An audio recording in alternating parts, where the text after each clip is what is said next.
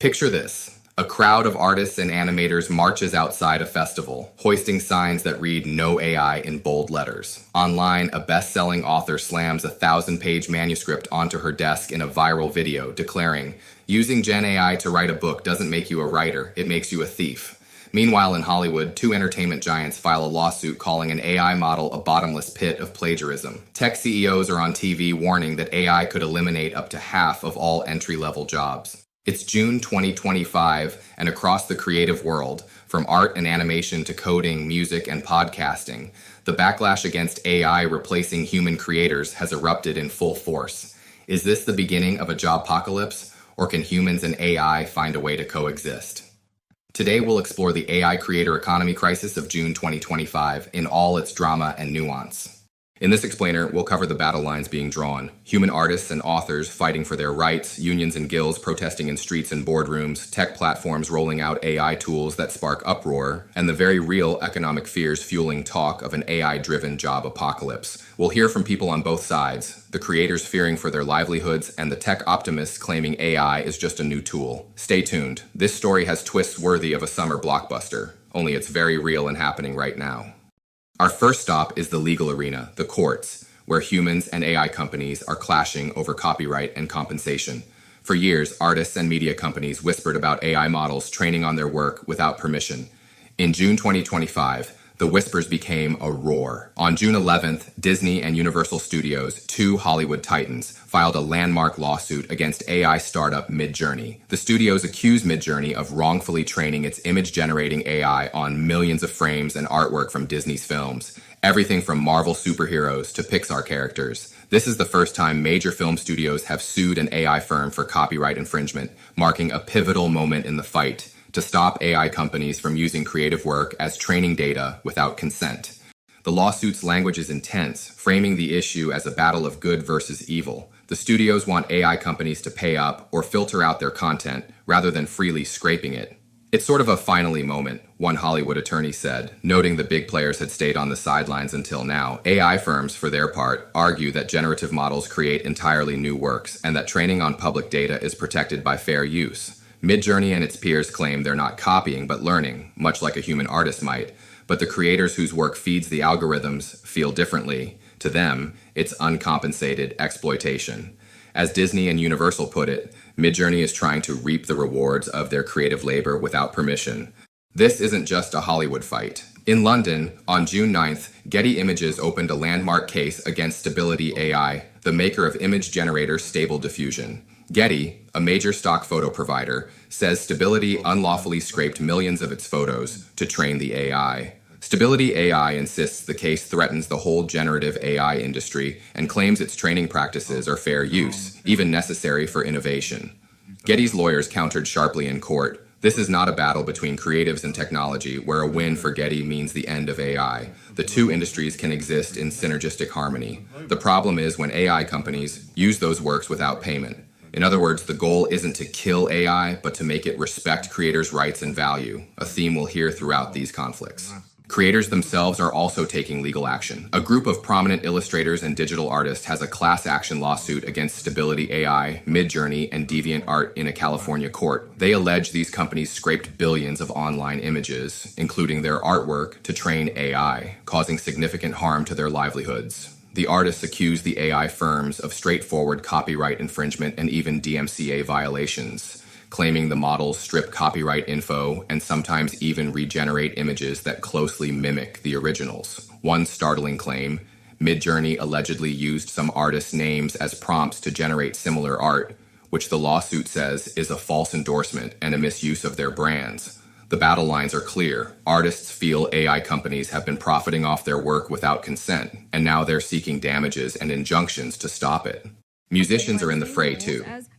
On June 19th, country artist Tony Justice filed class action lawsuits against two AI music startups, Suno and Udio, alleging they trained their generative music models on thousands of songs, including his, without authorization. Rather than simply license these copyrighted songs like every other tech business does, Suno and Udio elected to simply steal the songs, Justice's lawsuit says bluntly. He cites recent guidance from the U.S. Copyright Office that fair use does not excuse unauthorized training on expressive impressive works, particularly when those works are used to generate substitutional outputs that could replace the originals. In plain terms, training an AI on an artist's song to make knockoff tracks isn't transformative fair use. It's copying and potentially infringement. Justice is fighting not just for himself, but on behalf of all independent artists whose works have been scraped since 2021.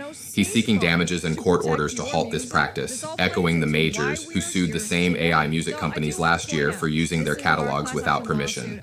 These cases could set hugely important precedents. Courts in the US and UK will decide whether AI training data falls under fair use or breaches intellectual property rights. If the artists and rights holders win big, AI firms might be forced to license data or filter their outputs to avoid obvious copies. On the other hand, if AI companies prevail under fair use, it could give them a green light to continue tapping the well of human-created content, potentially without paying.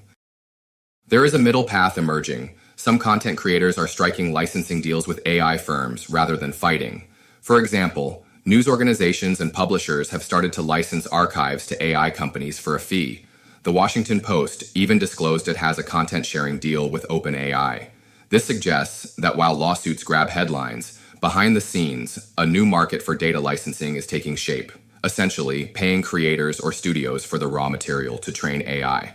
This is not about shutting down generative AI, one Hollywood lawyer said of the Midjourney case. It's about compensation. The creative industry isn't trying to stop the AI revolution in its tracks. It's trying to ensure artists aren't steamrolled or left unpaid. The big question is whether the courts and lawmakers will back them up.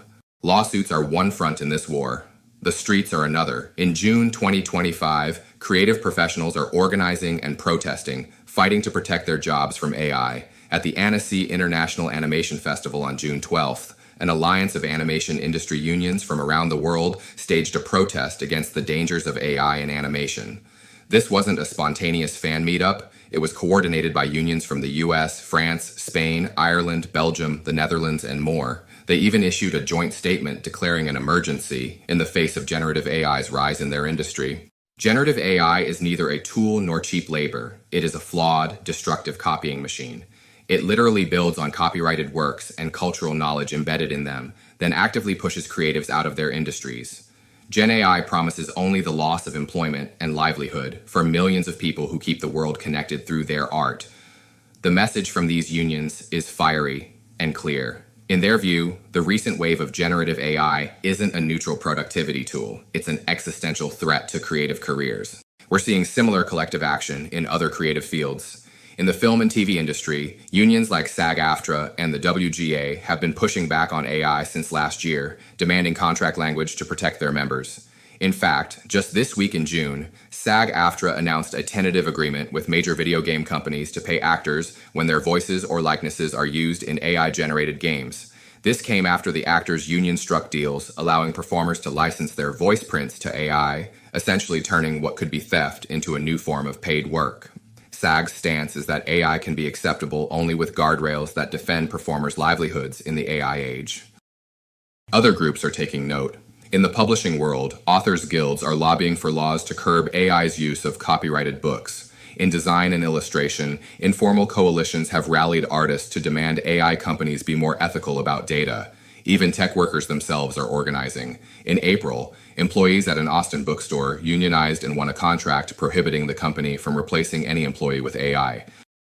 Even as lawsuits rage and picket lines form, AI keeps spreading into the tools creators use every day. Some of the biggest flashpoints of June 2025 came from companies integrating AI into their platforms, sparking immediate backlash from users and creators. Duolingo, the popular language app, made a bold move this spring. In April, it announced it was replacing some of its human language tutors and translators with AI in order to more than double the number of lessons it offers. One user, Karen Crow, had been dutifully doing Duolingo French lessons for 581 days in a row, but when she heard about the AI change, she canceled her subscription on the spot. The same day, she also canceled her Audible membership, which had just announced it would offer AI narration for certain audiobooks. Karen had loved Audible for a decade, but she wasn't willing to stick around for a future of robot narrators. I've been very loyal and spent a lot of money on these services, Crow told the Washington Post, explaining her double cancellation. She worries about AI's environmental impact and, more viscerally, what happens to culture when creativity is taken over by automation. If enough people leave, hopefully they rethink this. Karen's not alone. The Post found thousands of comments on social media where people vented about Duolingo and Audible's AI moves. The companies scrambled to defend themselves. Duolingo's team pointed out that the app has always used AI in parts of its system, and that this change was about scaling up access to education. This isn't about replacing people with AI, the company said in a statement. Our goal is to use AI to make Duolingo better and to allow our talented people to focus on creative work. We're hiring across all departments. Audible similarly framed its AI narration as additive, not replacement. They said AI voices would mainly be an option for titles that might never get audiobooks otherwise. These assurances haven't fully convinced people like Karen Crow or professional narrators. Veteran audiobook voice actors are skeptical, fearing that today's niche use of AI voices could open the door to wide-scale replacement tomorrow.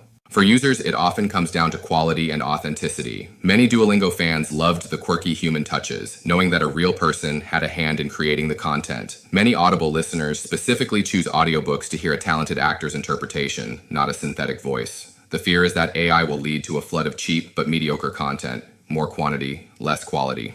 The creative backlash isn't limited to visual artists and writers. It's just as fierce in music and even emerging in podcasting. One particularly dystopian development came to light in June. AI-generated tracks were being uploaded to Spotify and other streaming platforms under real artists' names, without the artist's knowledge. Paul Bender discovered this when strange new songs started appearing on the Spotify page for his band The Sweet Enoughs. The production quality was awful, insanely clunky, amateurish, bizarre pieces of audio.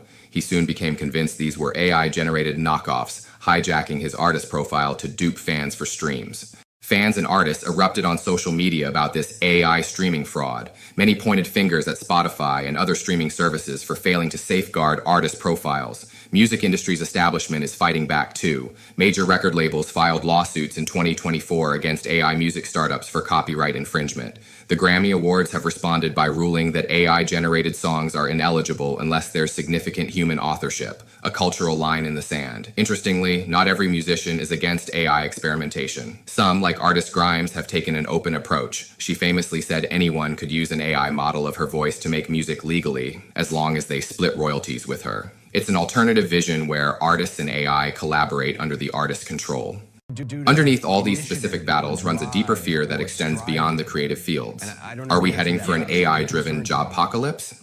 Dario Amodi, the CEO of Anthropic, warned that AI could eliminate up to 50% of all entry-level white-collar jobs within 5 years, possibly driving U.S. unemployment to around 20%. He explicitly pushed back on the narrative that AI will mostly augment jobs, not replace them, warning, this time may be different. The pace and breadth of AI's growth could overwhelm the usual cycle where new jobs emerge to replace old ones. A report by Bloomberg Intelligence found big banks expect to cut around 3% of their workforce by 2030 due to AI. The World Economic Forum estimated 92 million jobs could be displaced by 2030. Even as new roles are created, those who lose jobs may not be the ones to get the new ones without significant retraining. Yet, not everyone agrees we're doomed economically. The balanced perspective is that technological revolutions have always created more jobs than they destroyed, just not immediately and not without pain. Many tech leaders still say AI will augment human work, not replace most of it. They envision co-pilot AIs that make us super productive, doing the boring 20% of our jobs so we can focus on the creative 80%. Finally, let's zoom in on the cultural front lines, the conversations happening on social media, in viral videos, and among communities of creators and fans. In June 2025, the backlash against AI has a huge social component.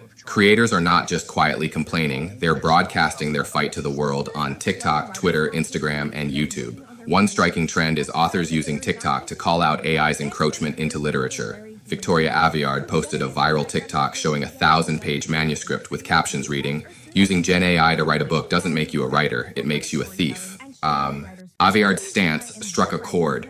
Throughout June, TikTok and Threads were flooded with videos of authors showing their writing process to prove it's 100% human. Similar things are happening in visual arts communities where digital artists tag work as dar human art or dar no AI.